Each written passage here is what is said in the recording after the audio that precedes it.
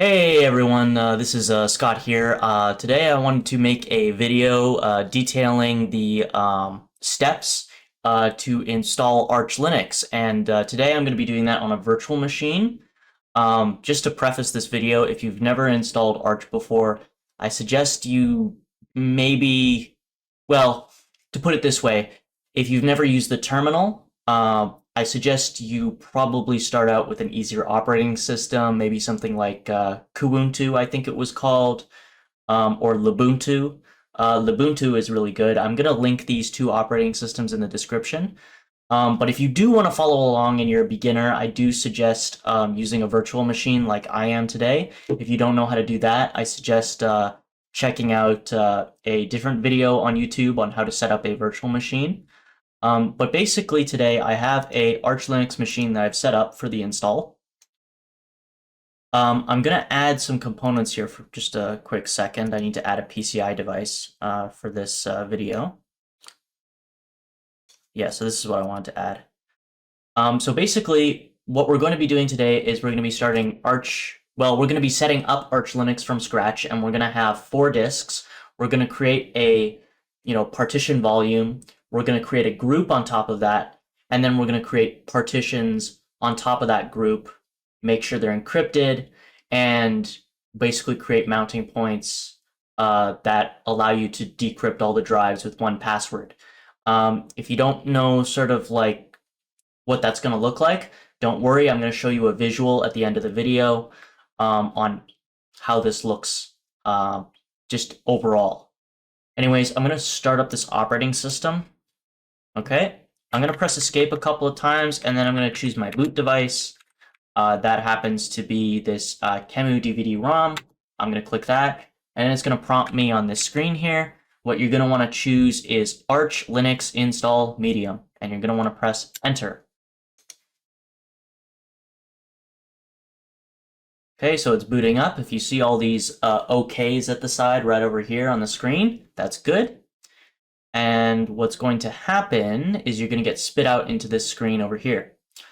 So just to preface this video, to give a preface to my preface, I wanted to say that if I make any mistakes in this video, I am prone to making mistakes, or if I do something that, is maybe not the best way to do something, please leave a comment in the description, or not in the description, sorry, in the comment section. Please leave a comment in the comment section with the timestamp and the mistake that I've made, because part of the reasons why I wanted to make this video is because I want to learn from you guys if you have any tricks or things that you do to install Linux much better or make it more secure. I definitely appreciate that. So what I intend on doing is if I find some good comments or suggestions, I'm definitely going to append that to the description and credit you in the description. So if there are any of those, I definitely will be reading them. So yeah, just wanted to say that. Okay, so the first thing that you're going to want to do, if you see this screen, this Arch install screen, is you're going to want to check if you have an internet connection. So the first command you're going to want to do is ping. Now you can ping any website. You can ping youtube.com, or you can ping, I don't know, google.com, any one of those.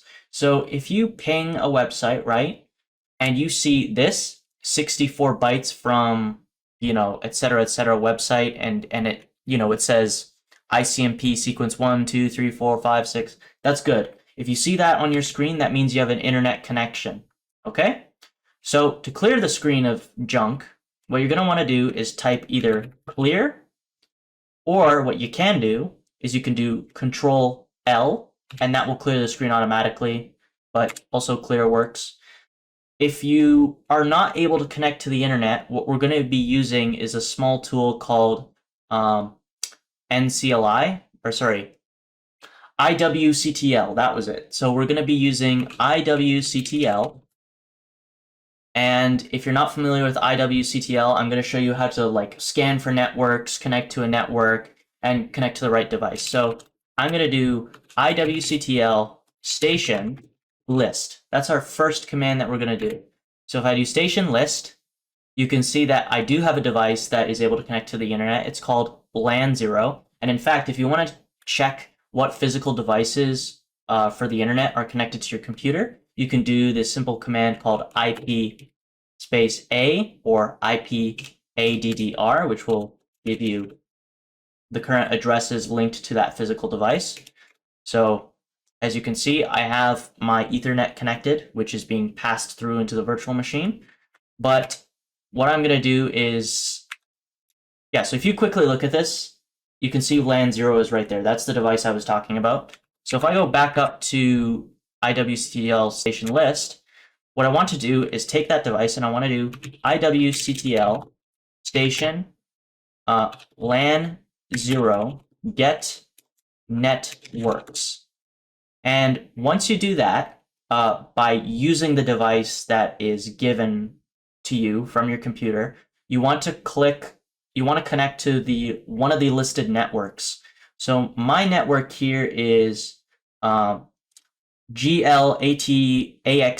1800 5 gigahertz. So what I'm going to do is I'm going to do IWCTL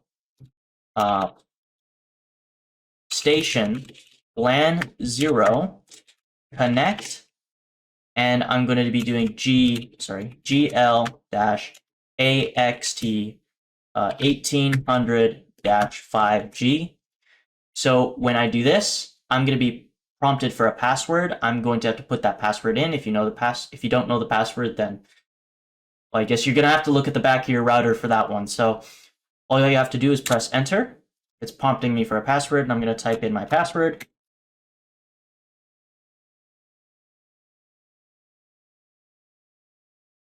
Okay, so now that I've done that, if I do IWCTL station list and press enter, you'll see that the status is connected. If I clear the screen and I do IPA, you can see that now LAN 0, which used to be down on the screen, is now up. So that means you're connected to the internet.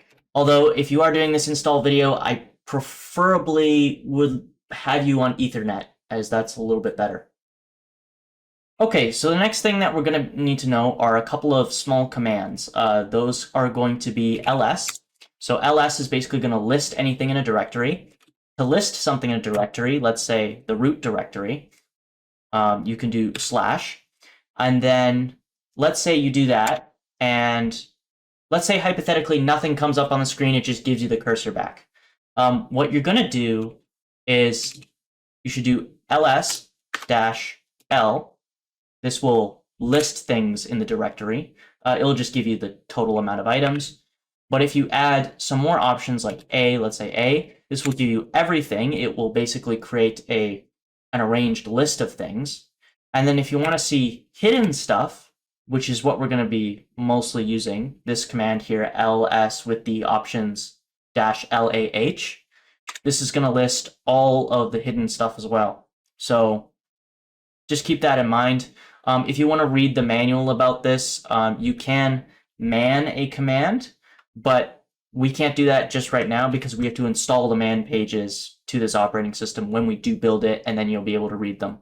So for the next command we're going to be learning is cd.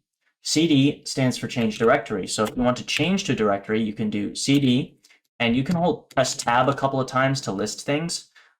Here I'm not able to do that, but if you do ls cd and I do a slash and then I press tab, then you'll start to see the next directory relative to tab come up on the screen. So if I do cd process, I've changed my directory to process. Now if I do ls, and you could see everything that's in that directory. If I want to go back a directory, just one, you have to do cd ... and this puts me back at root. Do ls, and then there I'm back at root. Okay, so for the next most important command that we're going to be doing is lsblk. So ls is going to list all your block devices, like so. So these are all the drives that I showed you earlier: VDA, VDB, VDC, VDD. So all your drives are going to be listed as letters, just A, B, C, D. If it's a virtual drive like this, you have the prefix V. If it's a SATA device, you're going to have the prefix S. If it's an NVMe, NVMe's work a little bit different, but it's going to just be called NVMe. And then what's going to be next is going to be not a letter in alphabetical order, but a number. So it starts from NVMe 0, NVMe 1, NVMe 2, And then there's going to be after that a namespace. Namespaces start with 1 and then, ascend essentially from that number in that order. So just like 1, 2, 3. And those aren't going to be important, but I just thought you should know. And then you're going to see the partitions that you create, which are also going to be listed as partition 1, 2, 3. And that's going to stay true for any kind of device that you have. So I'm going to clear the screen. Or actually, you know what I'm going to show you is gdisk. Gdisk is a device that's going to allow you to basically format the drive. If you need to format it, what you're going to do is gdisk, and then you're going to do dev, and then choose the drive that you want to format. So let's say you had information on this drive that you didn't need. You're going to do this command here for the specified drive. You're going to press enter. Then to zap the memory, you're going to press X to go into expert mode, and then Z to basically zap the entire drive. So like this, you want to wipe the drive, yes, yes, and we're done. If that doesn't work, because sometimes it doesn't, what you can do to zap a drive, you can do dd if equals dev, and then you want to put in 0 to give you a stream of zeros. And then you want to output that with the option OF to your target drive, which in this case is just VDA. And then to see the progress, you're going to want to put the option status equals progress. And then you're just going to see it writing zeros to the entire drive, and that whole drive is going to fill out. So I'm not going to do that. That's fine. I already did that with these drives. So the next thing that we're going to want to do is create a disk partition. So we're going to want to write gdisk/dev/VDA, and I'm going to create 2 partitions. One's going to be our boot partition, and then one of them is going to be LVM. So I'm going to do, to create a GPT table, what I'm going to do is press O, yes, and I'm going to write those changes to the disk. So you're going to press W, yes, and now a new GPT table has been written. I'm going to want to press the up arrow to go back to the previous command, go back into the drive, and then what I want to write is a new partition. So I'm going to type N. We're just going to leave it partition 1, yes. Just skip this part. This is not important, so you can just press enter. And then for this, because we're going to be installing GRUB bootloader, we only need 550 megabytes of space. According to the developer, that's all you really need. And then for a flag, to flag this drive as boot, we're going to type in EF00. And now that's done, I'm going to press W, yes, and it's been written.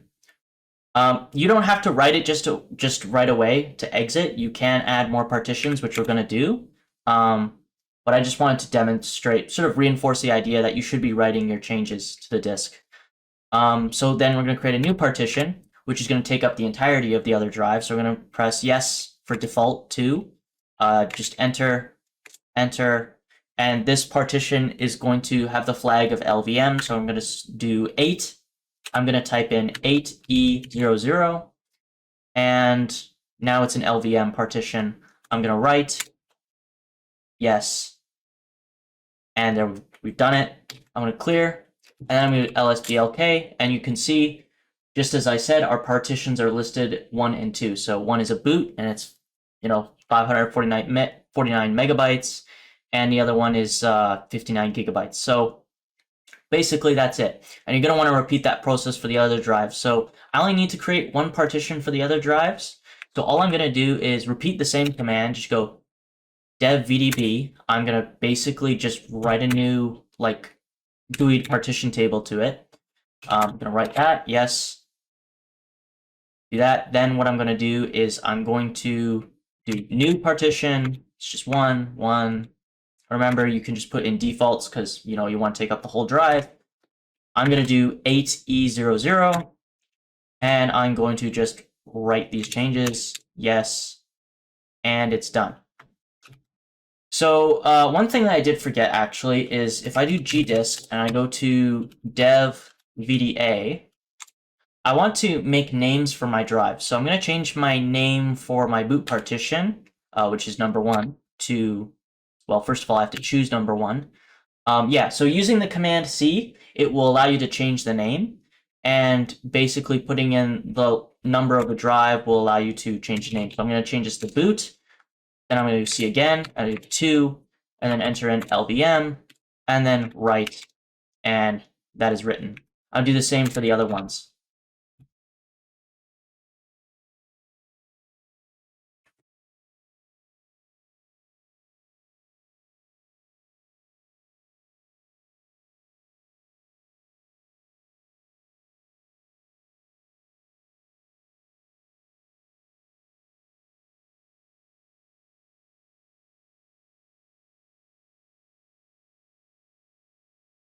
Okay, so once you're done all of that, you should be able to type lsblk, and you should be able to see a partition layout very similar to this. So we have our boot partition, and then all our LVM partitions. So after all of that's done, you want to create a volume pool. So what I'm going to do is pvcreate, and that pvcreate is going to include the LVM partitions. So I'm going to do dev vda2, which includes our LVM from VDA, and then I'm going to do dev vdb1, because there's only one, and then dev vdc1, dev vdd1. And once we do that, the physical volumes have been created. Then we're going to want to create a group on all of those volumes. So I'm going to do vgcreate. I'm just going to call this main group, or let's just say for example's sake, example group. This can be any kind of name that you want to give it. And then you want to basically select those same drives. So dev vda2, dev vdb1, dev vdc1, dev vdd1. So once you've done that, no device found for, I made a typo here. So very important, you need to, wait, vdc1. What's wrong here? Oh, it's because I don't have a slash here. Yeah, very important to make sure that you don't make any typos and you have the correct capitalization. It's not important in Windows whether it's a capital or lowercase, but in Linux it is. So make sure that's done, and you'll see that volume group, example group, has been successfully created. Okay, so after we have created the group, we're going to want to create labels and allocate space in that group, okay? So we're going to do lvcreate. I'm going to do capital L, and what I'm going to create first is I'm going to create swap space. So I'm going to do 8 gigabytes for my swap space. Remember, swap is just memory that's from your disk, your physical storage device, that is going to be used as RAM when RAM overflows. But there are older applications out there that just use swap automatically. So you're going to want to have it no matter what, because if you ever run into an old application from the 90s or the early 2000s, some of them just use it automatically, so you're going to want to have it available. So once you do that, you're going to want to give it a name, and I'm going to call it swap, and this is going to be assigned to example group. And basically the partition has been created. You're going to want to do that again, and you're going to want to create this for like another partition for root. So I'm going to give mine 50 gigabytes. I'm going to call it root, and I'm going to add it to the volume group. And then what I'm going to do is I'm going to create one for home, and home can take up the rest of the space. I'm going to change this capital L to a lowercase l, and I'm going to put, for the rest of the space, 100% free, all capital letters there, and just press enter. There's a crypto LUKS signature detected on. Do you want to wipe it? Yes. I did use this before. Yes, I want to remove that. Okay, good.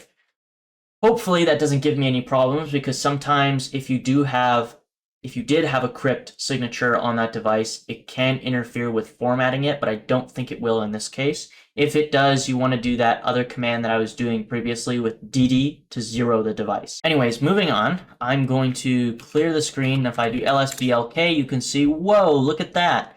There are groups over here, and each one that's labeled with, swap, root, home, those are our, separate groups of memory on top of the physical disks. So now that's done, we're going to encrypt the root partition.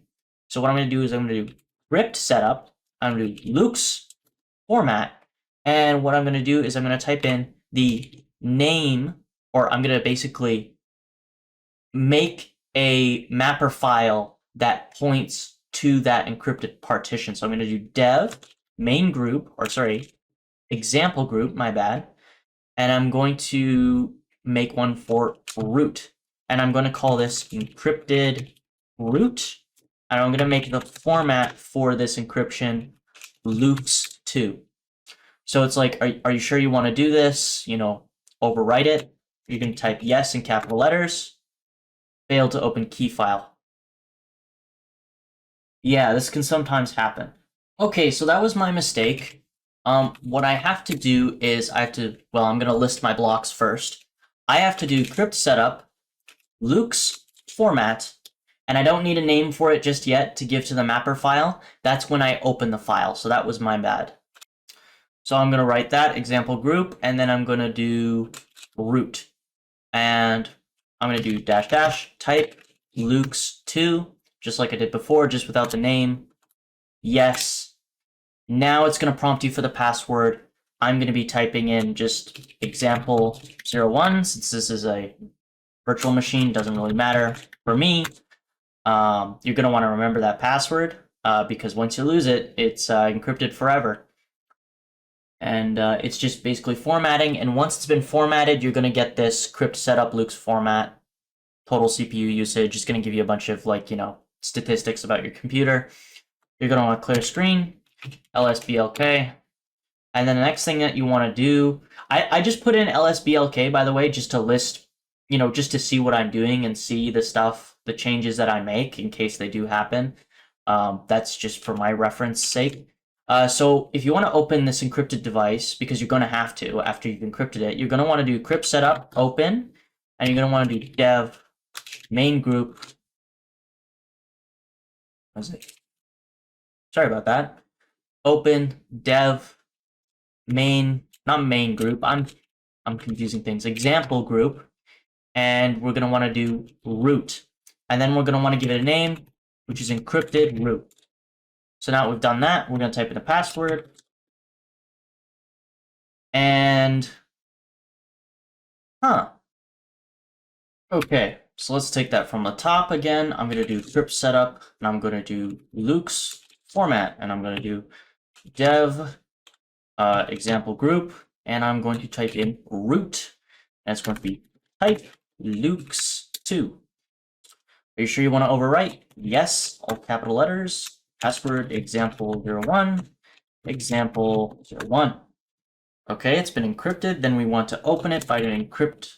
Oops, sorry about that. Crypt setup open. And we're going to do /dev example group and root, and we're going to map this to the mapper directory, and we're going to call this encrypted root. So hopefully this works. Moment of truth. Type in password, and it's going to load, and it's open. So that's what we needed to do. So the next part is going to be creating, or basically formatting, our partitions and then mounting those points. So the first partition we're going to need to format is our boot. So I'm going to do mkfs.fat dash and then capital F32 dev VDA1. Okay, that's done. Then the next partition we're going to format is the tab that we created for mapper. Okay, and that tab is encrypted root. So next we're going to be formatting the tab itself. We can't encrypt the group name because, or sorry, we can't format the group name because that would be overwriting our encryption. And instead we need to format on top of that already encrypted partition through that tab file we created called encrypted root. So we're going to do mkfs ext4, and then we're going to do dev mapper encrypted root. We're going to format that, and then after that, we're going to clear the screen. And now go to lsblk, you can see that, whoa, look at that. We have an encrypted root tab, and we're going to be mounting it. So what you're going to want to do is do mount, and then we're going to do dev mapper encrypted root, and we're going to mount that as /mnt. Once that's done, we're going to want to press up arrow on that command and remove this mapper encrypted root, and we're going to put VDA1, where VDA1 is going to be our boot. So I'm going to type in /boot, and because there's no directory that exists, and I need to mount that directory, I'm going to do --mk directory to make the boot directory. So once that's done, I'm going to clear the screen again, lsblk, and you can say, whoa, look at that. Things are like basically linking to places, right? So I've made my boot partition, I've made my mounting point, and now is for the next part, which is going to be packstrapping the operating system, the kernel, and all the dependencies to the places that we have mounted to. So to do that, I'm going to do packstrap -K /mnt, because that is our root. And we're going to want these files. These files are required to build the operating system. Those things are Linux and Linux-firmware, Linux-headers, and we're going to want some additional files. One, because we're using LVM, we're going to be wanting LVM2 to be installed, and we're going to want some other things like bash completion and a text editor, which is nano, and then what I install after this. Sorry, actually, there's one other thing that we need. One other thing that we want to put before this is base-devel. So now that we have all of this, all these other packages that I'm going to install are completely optional. I'm just going to be installing links, which is like just a text, like it's basically just an in-terminal browser essentially. And after that, I'm going to want to install just Flatpak, because I just want that included. So once that's done, just press enter and take a sip of coffee, sit back, relax, and just watch everything install. Once the cursor comes back to you, then we're ready to continue. Okay, so it looks like we're done here. What I essentially need to do is basically mount those mounting points. So we're going to be changing our root to the mounting points we gave our drives. So, well, before that, actually, we're going to want to clear screen, and then we're going to want to say arch, or, okay, wait, let's just back up for a moment. Just do lsblk. What I want to do is generate a file tab. So to generate a file tab, what we're going to want to do is we're going to type in gen fstab -U/mnt, and we're going to spit that configuration out into the fstab file. So we're going to do /mnt, space/mnt etc fstab. And I'm going to do that real quick. And then the next thing that we want to do is we want to get a package called rank mirrors, because I want to rank the mirrors that I'm going to use. These mirrors are where we're going to get dependencies from. So you're going to want to do that, you know, depending on what geolocation you are. So I'm going to do pacman-sy. It's going to synchronize, and then I want to do sy pacman contrib, and then just press enter, press yes, which is just a Y, and it's installed. So clear screen, lsblk, and then what I'm going to do is take rank mirrors, or no, first and foremost, I want to make a backup of my mirrors. So cp, which is copy, mnt, etc, pacman.d, and mirror list, and I'm going to spit this out into mnt, etc, pacman.d, mirror list dot backup. So that's done. And then I'm going to do a rank mirrors. -n6, because I want to get the top 6. And I want to do mnt etc pacman.d /rank, or sorry, mirror list dot backup. And I'm going to basically overwrite, or not overwrite, yeah, overwrite. Overwrite is one arrow. And I'm going to do mnt etc pacman.d and mirror list. And I'm just going to let that run. It's going to take a couple of moments.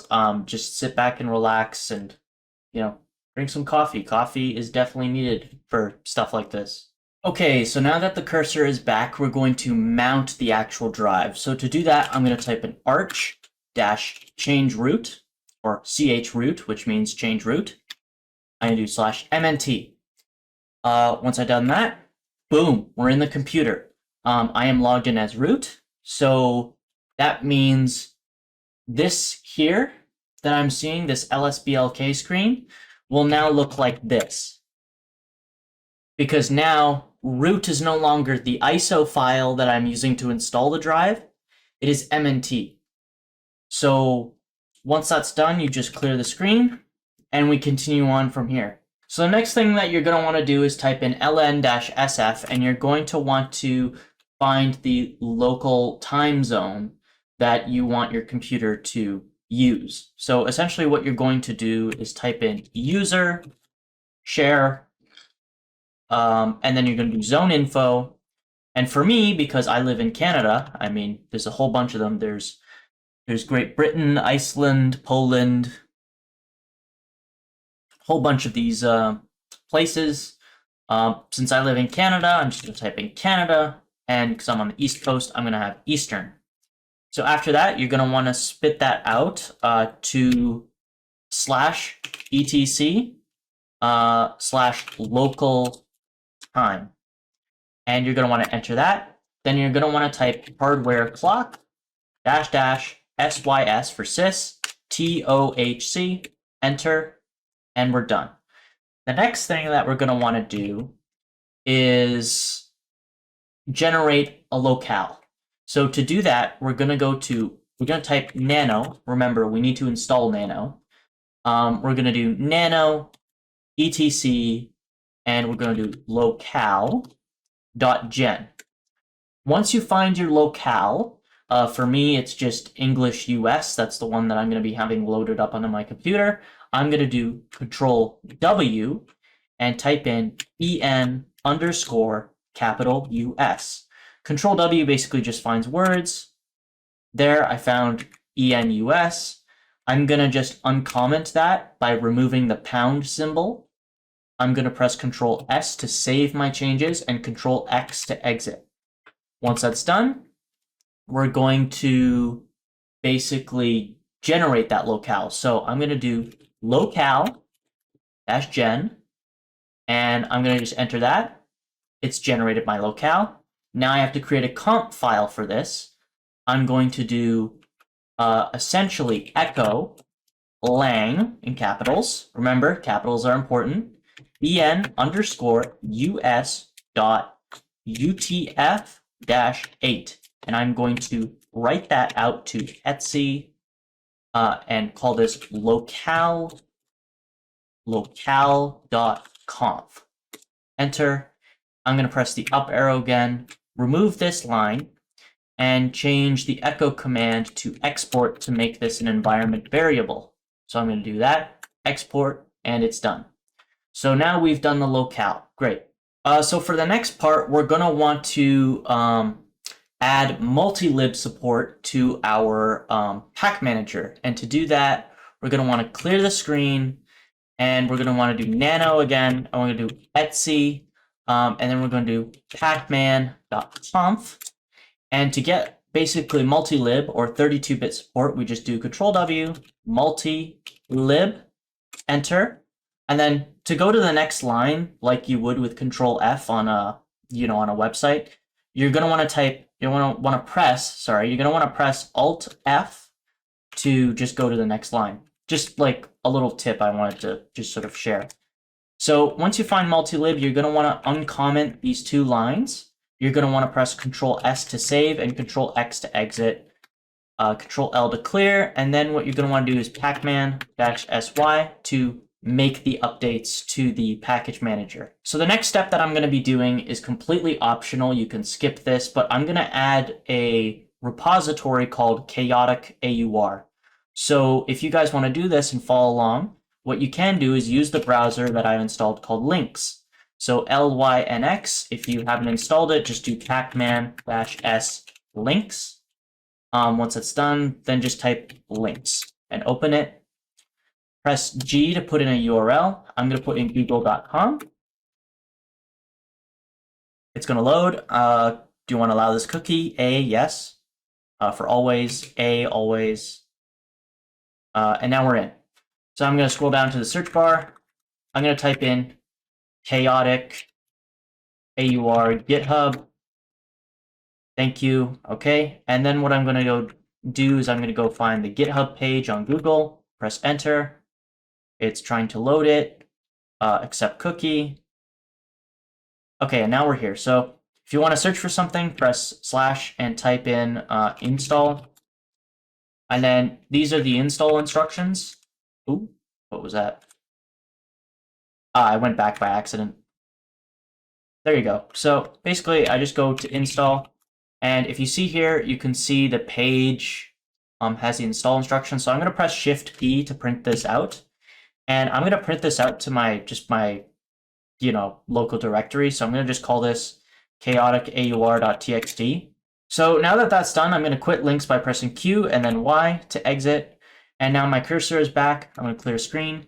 And then the next thing I'm going to do is append this to a new file. So I'm going to take those instructions and append them. So I'm going to do nano, and I'm going to call it, it's called chaotic AUR. I'm going to open that. Control W, look for install. Then what I'm going to do is I'm going to highlight these lines by pressing, by holding Shift and using the arrow keys. So I'm going to do that real quick. I'm going to go and highlight this entire line here. I'm going to go up, and then I'm going to press Control O, and I'm going to write this out to a new file called install.txt.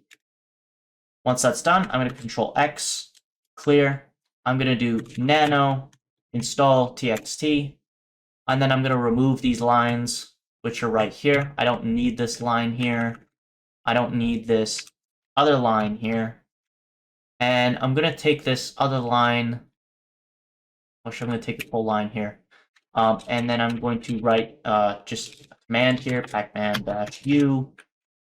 I'm going to just remove all of this as well. So I'm going to press Control K to cut. Oh, wait, sorry. So if you make a mistake like I did, press Alt-U to undo. So I'm going to just make that one line, make this another line, and make this another line. And I'm going to remove those quotes.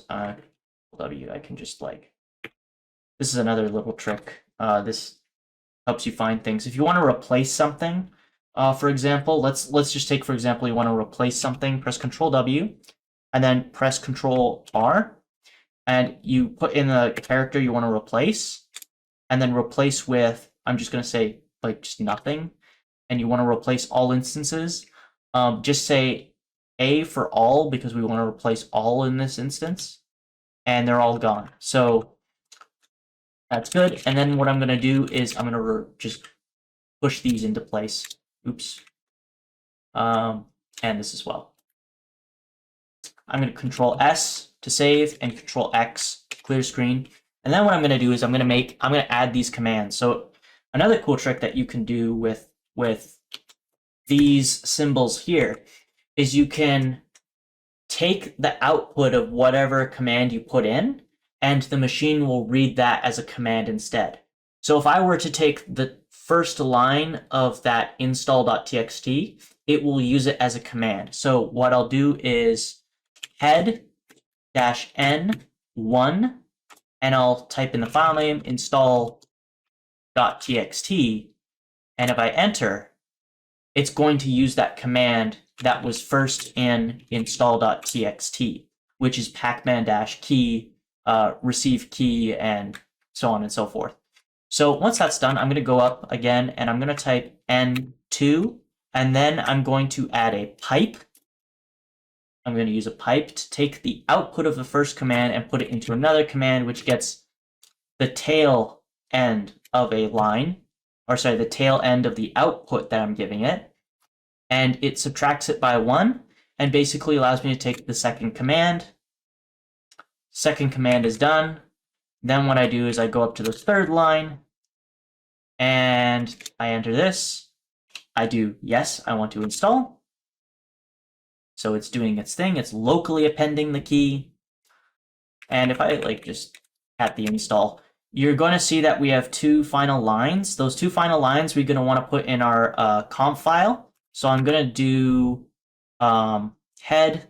I'm going to take this n here. And I'm going to change it to oh, actually, there's one other thing that we forgot. There was the 4th line that I forgot, and I have to install that. So I'm going to press enter on that. Okay, that's done. And then what we're going to do after that is we're going to want to change this to take the 2 final lines by going up to the 6th line and then subtracting by 2 to get the 2 final lines. And basically, we're going to do 2 arrows, and I'm going to, sorry, I got to take away the bracket, these brackets here, and a $sign because I don't want to use that as a command. I just want to append it to something. And I'm going to use the 2 arrows to append it to a file, which is etc/pacman.conf. So once I've done that, I'm going to go nano etc/pacman.conf. I'm going to search for chaotic with Control W. Then what I'm going to do is I'm going to take these 2 lines. I just want to organize it a little bit. I want to take these 2 lines, Control K to just cut them, and then to paste them down here, I'm going to press Control U, and they're pasted. Control S to save, Control X to exit. If I sound like I'm repeating myself, I'm just basically doing this to basically put these commands in your memory because they're going to be useful. So that's it for the optional part. The last thing you want to do if you've done this is just do sy, and there you go. You can see chaotic AUR is up to date now.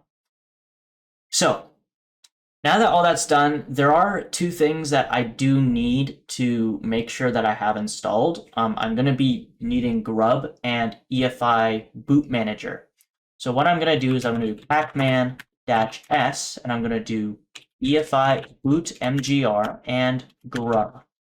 So once that's done, I'm going to press enter, yes, and I'm going to install those. The next thing that we need to do is make modifications to our mkinitcpio file, which is going to make our init ramfs file, which sets up our file system.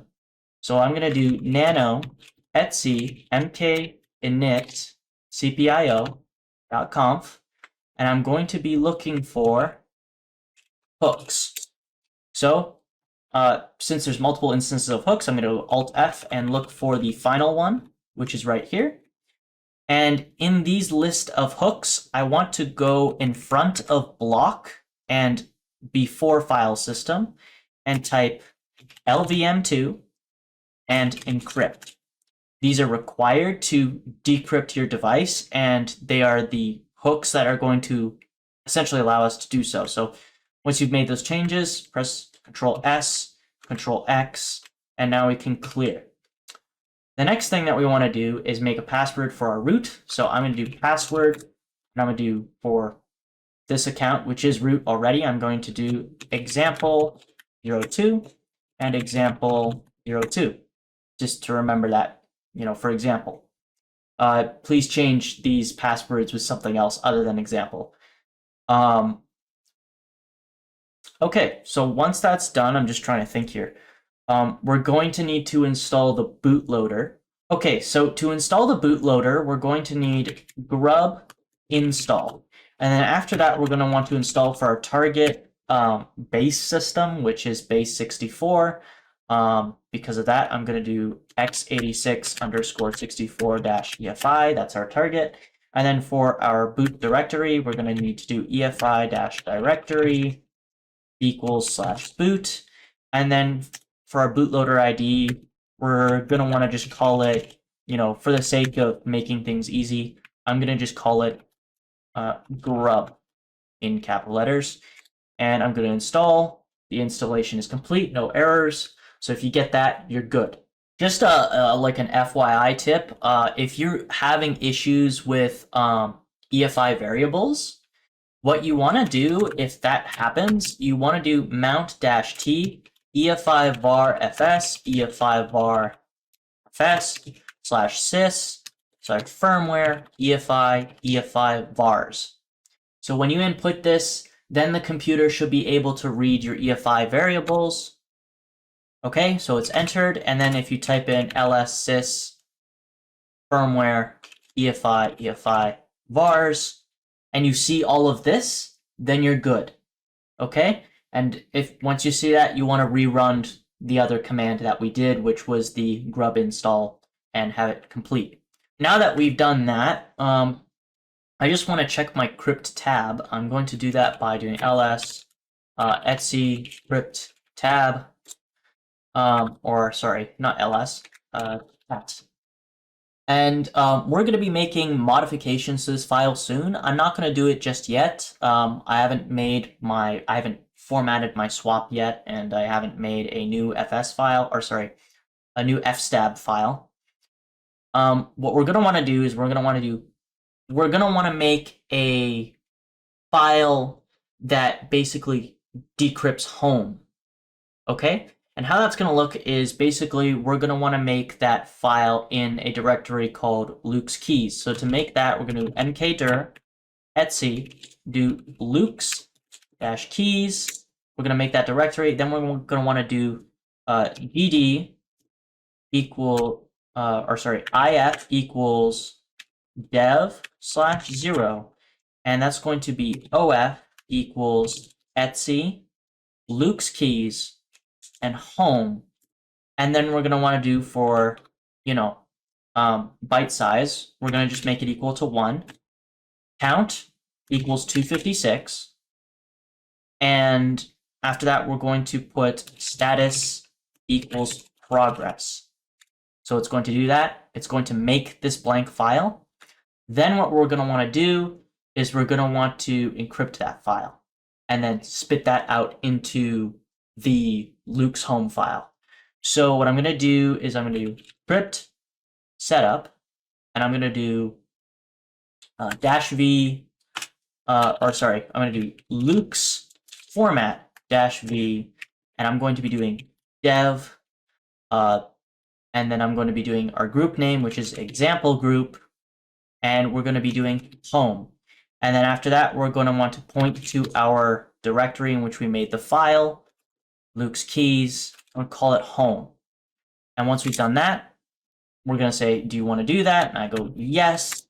Okay. Then it's going to prompt me.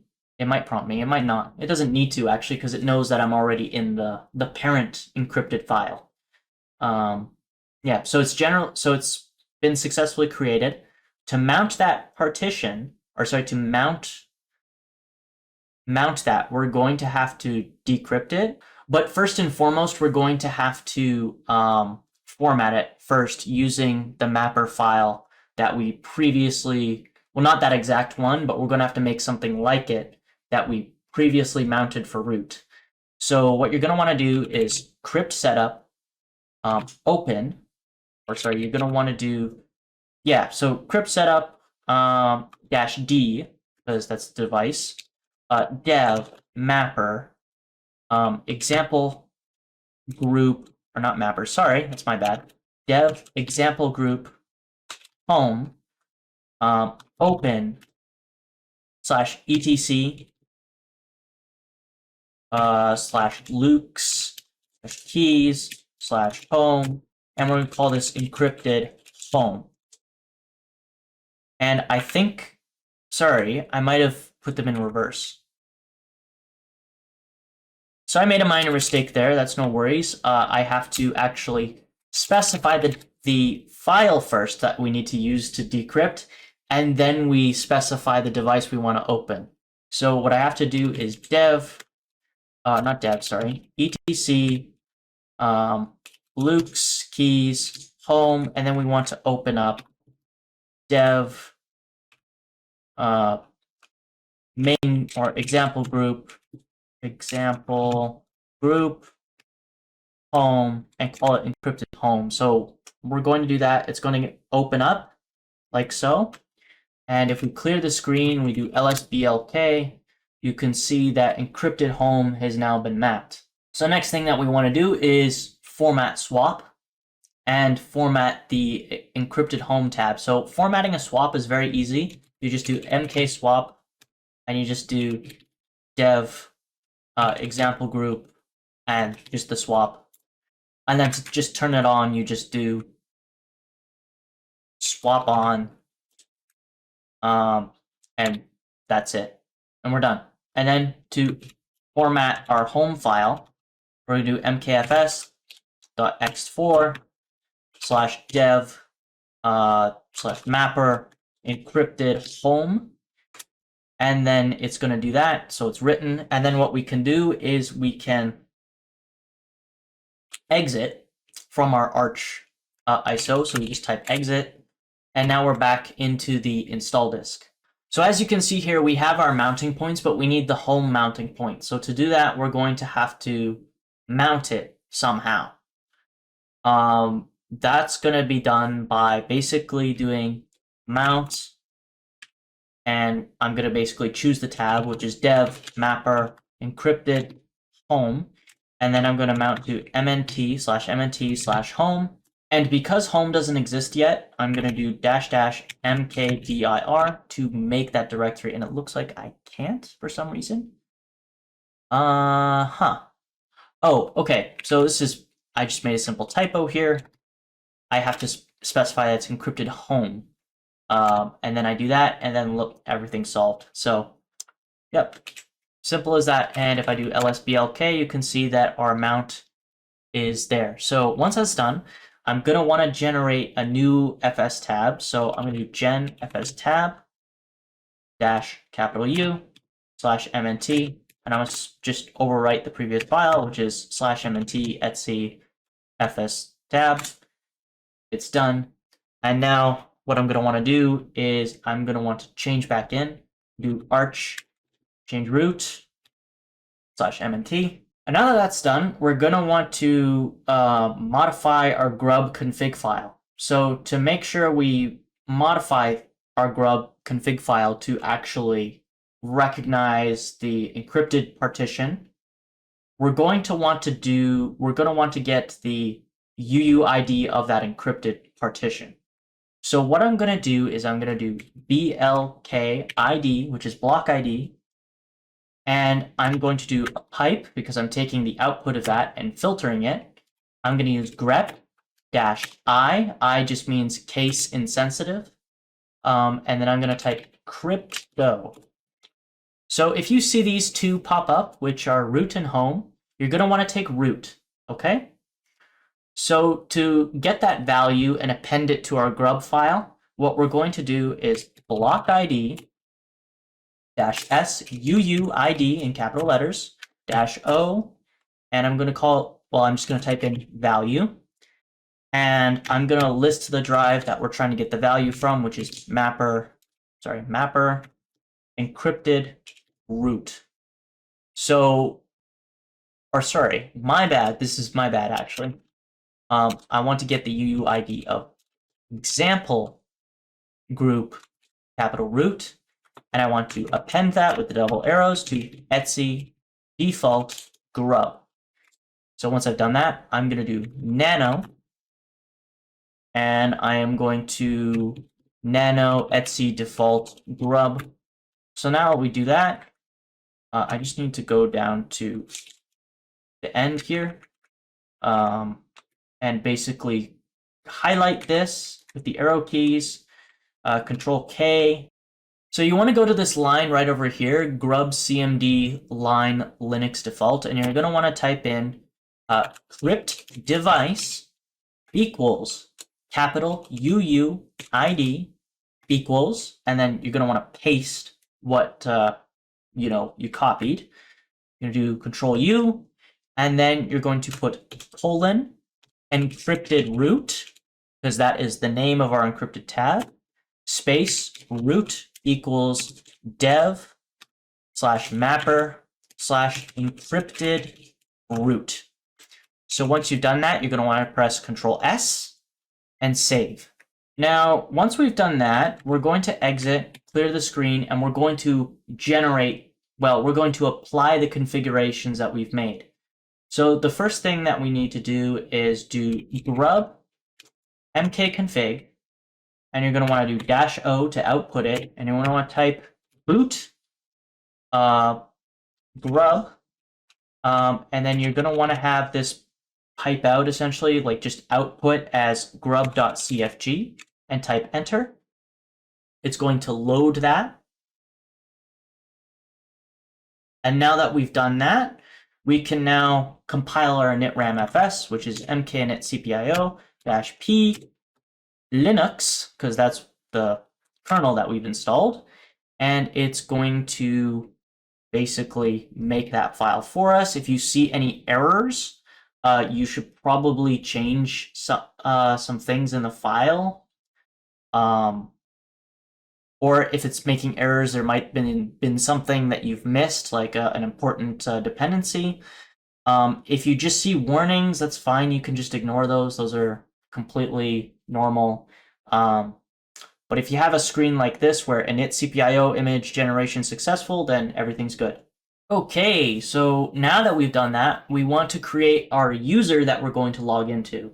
So to do that, we're going to do user add -m to generate our home directory, -g for a group. We're going to call users, and it's going to be part of, I think, the group IDs of wheel. Actually, we can't do this yet. So now that we've done all of this, we want to uncomment the wheel support inside this operating system. Essentially, it gives you root permissions. So what you want to do is capital EDITOR equals nano, and then type VISUDO for visudo. Then what you're going to want to type is Control W, wheel, and you're going to want to look for these lines right here, %wheel, all, and all. You're going to want to uncomment these lines here, or this line here. And just to add a little bit of security for like root permissions, you're going to want to put this line at the end, which is going to be defaults root PW. And every time you need to access sudo permissions, which is super user do permissions, it's going to ask you for the root password. So Control S, Control X, clear the screen. And then what we're going to do is add a user to our user group. So to do that, we're going to do user add -m to generate our home, -g to be part of the user group, and then to add permissions or access to these other GIDs, which are going to be wheel, power, storage, and those commas are important. Then you want to give it shell support, which is -s, and you want to connect it to bin bash, and you want to name your user whatever you want to name it. So I'm going to name mine Cepheus, and we're good. So now to give a password to that user, you just do password like we did before for root, but we type in a username. That doesn't exist because I made a typo. Cepheus, and I'm going to type in example03, example03, and the password has been successfully created. So next thing that we're going to want to do is, wait, let me think for a second. So the next thing that we're going to want to do is give our computer a host name. So to do that, we're going to want to do echo, and then you're going to want to type the host name, which can be anything. I'm just going to say example VM, and I'm going to basically spit that out into etc/host name. If you want to, this is completely optional. You can not give it a host name, but I recommend giving it a host name and doing that.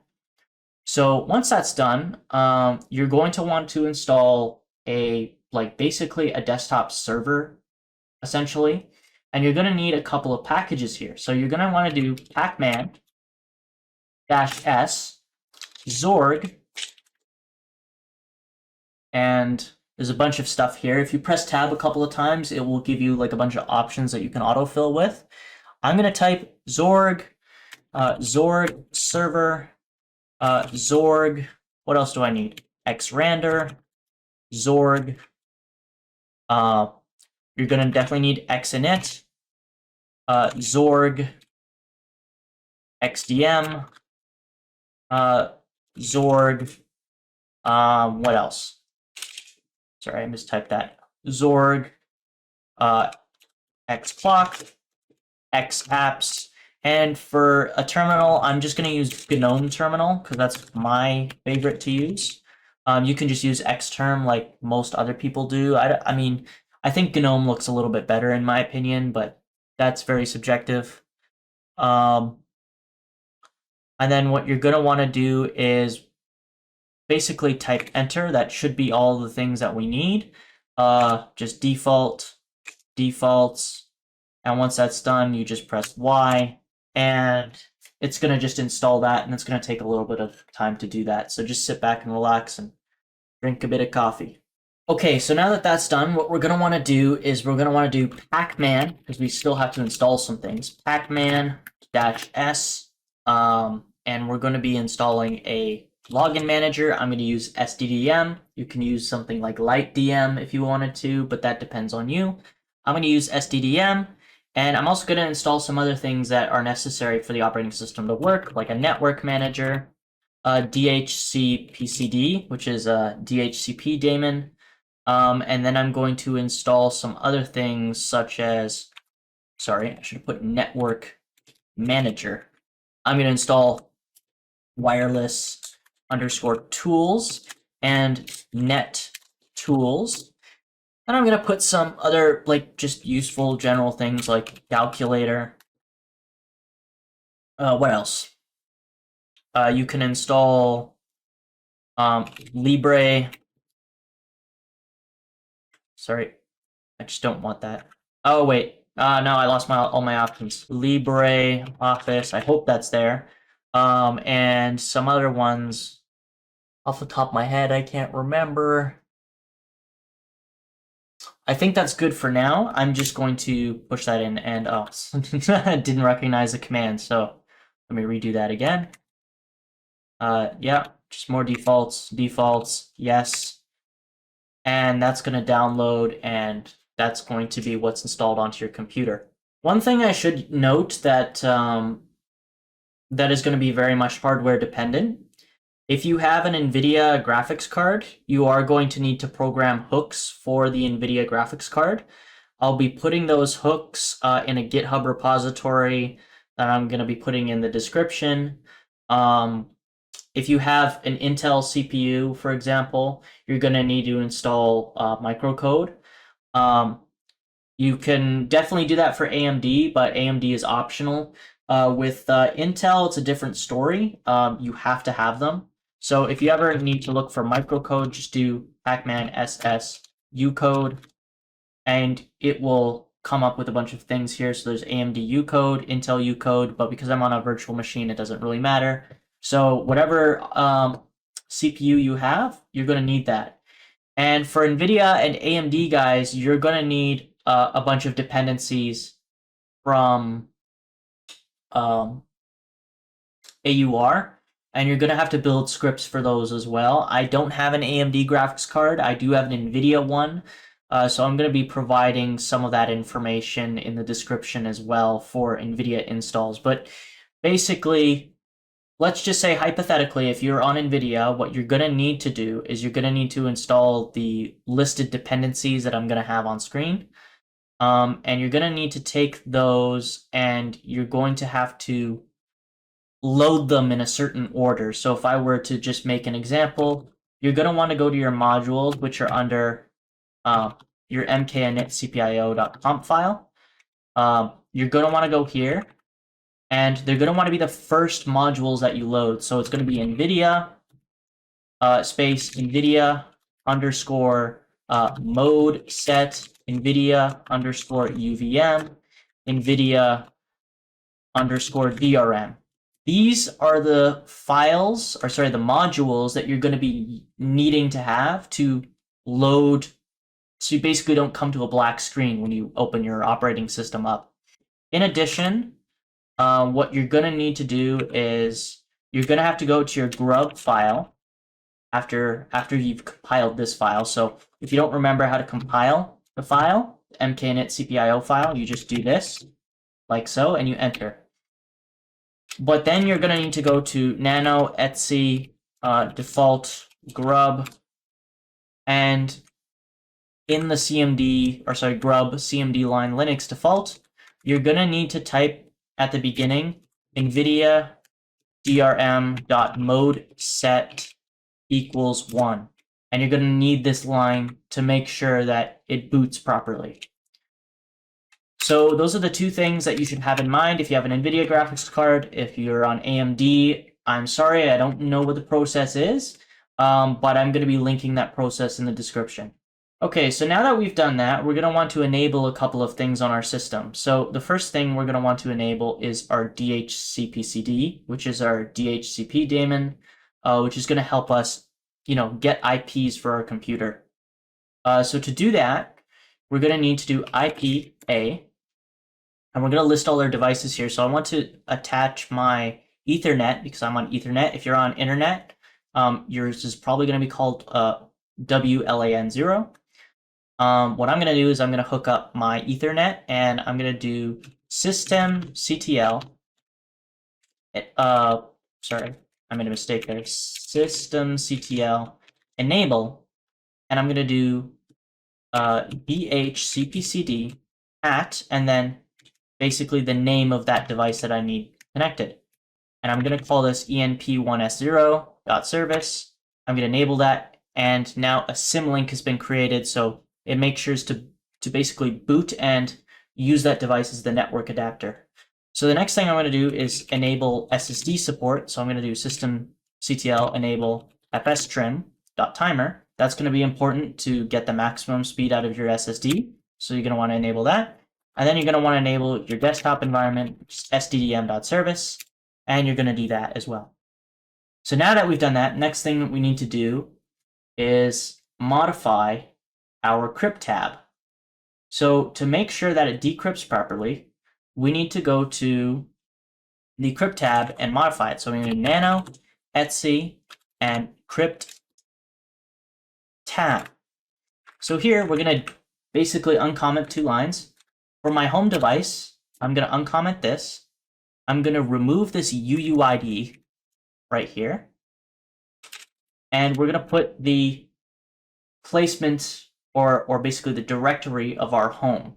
So, or sorry, we're going to take the name of our home, which happens to be in the directory of the group name. So what that's going to look like is going to be /dev/example group, and it's going to be called home. And then the decrypt password for that is going to be not etc my password1, but it's going to be etc LUKS-keys-home, which is going to be important to make sure that our home is classified as home. Or basically that, when we put in the password, they also use the key to decrypt the home partition as well. So we're going to go down to our swap. Swap is very important, and that's just going to be called pretty much exactly the same thing, example group /swap.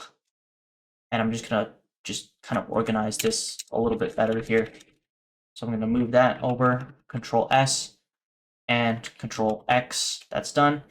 And now we're going to have to make some modifications to our gen fstab.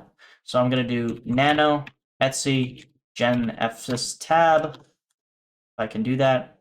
Oh, sorry, my bad. No, it's just nano/etc fstab. So these are all our entries. We need to go to the swap.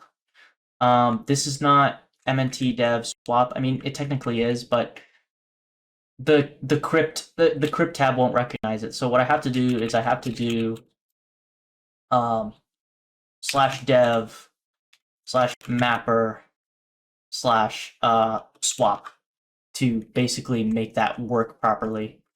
So I'm going to do that, Control S and Control X. I'm going to clear the screen. I think we have everything that we need. Actually, no, there's one other thing that we almost forgot, which is Plasma. I need a desktop environment. So the thing with that is I'm gonna have to either choose. So you can choose multiple desktop environments. There's Cinnamon, there's Plasma. I'm just gonna go with Plasma because that's what I'm used to. So I'm gonna do that. So just do pacman s Plasma. Get a ton of defaults. I'm just gonna press enter, enter, enter, enter. A lot of defaults here. Yes, and I'm gonna just let that install. And that's gonna take a little bit of a while, so just sit back and relax and enjoy. Okay, so now we're done. And just to make sure that all of these entries were successfully made, all right, like successfully applied to the system, we're gonna want to do grub mkconfig-o boot grub.cfg. Gonna just run that really quickly. Gonna generate the grub config file. It's done, and then I'm gonna do mkinitcpio-p Linux just to make sure that everything is applied.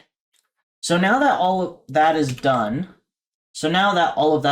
we're going to type in exit, and we're back into our ISO. And now we're gonna want to unmount everything. So I'm gonna type in umount, okay, -a, which is all, and it's going to unmount everything. If you get all of these unmount errors, that's totally fine. That should happen. You want to type lsblk, and look at that. Huh, it looks like encrypted root is still mounted.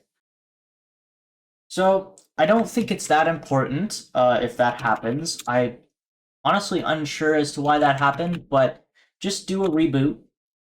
It should just be fine anyways, but let's see, moment of truth. Does this actually work? That's the question. So when you reboot, I'm gonna boot into my BIOS. And then as you can see here in my boot entries, I can see grub. That's a good thing. I load grub, and lo and behold, here are my entries. So now that I've done that, I can press enter. It's going to prompt me for a password. That's great. I'm going to type in capital E, example 01. And it's decrypted. It's giving me a bunch of OKs, which is good. Okay, it's getting the user login. It might take a second. It's first time booting, and there you have it. Look at that. I would suggest selecting Plasma because, or X11 because we're on Xorg. And now you can log in. So basically all you do is type in your password, and you'll be met with basically the boot screen, or sorry, the tutorial/introduction screen. Just skip that. I mean, if you need to read it, go ahead and read it. But basically, just now you can do whatever you want in here. You can change it to dark mode, which is what I prefer. And you can like set all your shortcuts and everything. So you can see here we have a terminal. You can install things like, I don't know, Discord. Let's do it. Sudo pacman-s Discord. It's prompting me for my password, which is great. So put in my password, and look at that. I can just install whatever package I need, and it will be there. So if I do that and I pull up Discord, look at that. Discord is booting up. And that's basically it. That's how you install Arch. And if you enjoyed this video, please leave a like. If you have any criticisms of my install, because I know my install is not perfect, I really wish I can get, I want to get better at this. Oh, this is interesting. I want to get better at installing Arch, and if you have any suggestions or tips or tricks or links, please leave a comment below. I would definitely appreciate that. And I think that's the end of the video. So I hope this was helpful, and have a good day. See ya.